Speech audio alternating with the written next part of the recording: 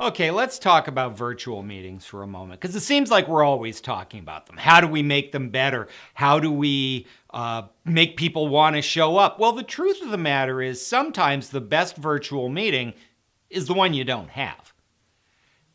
And it's really important as we're planning people's time, as we're trying to arrange calendars over time zones, that we think about, are there alternatives to holding yet another Skype meeting or yet another WebEx?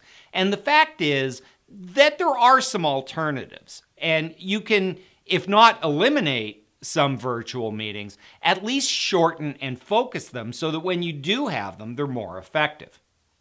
The first thing is ask yourself, what's the point of the meeting? If you're simply developing updates, if you're simply sharing information, maybe that can be done by email or by documents on SharePoint, or even record an announcement and send it out so that no matter what time zone people are in, they can watch it and get the information.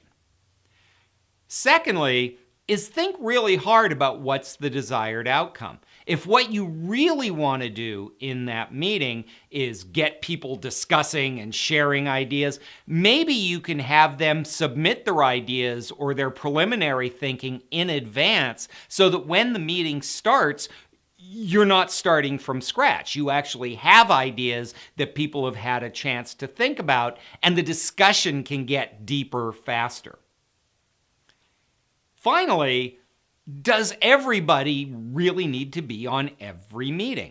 If you think about the purpose of the meeting and what's going to happen, are there people who would be just as happy not to be taken away from their other work and just be kept really informed on what happens?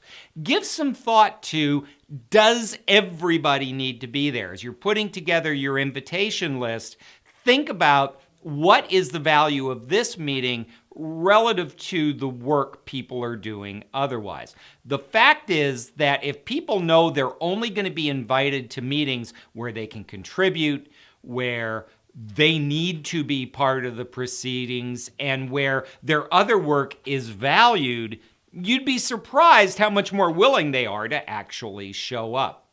Remember, the last thing you want is for somebody to be on this meeting and they can't hear what's going on because the only thing they can hear in their head is, why are we even here?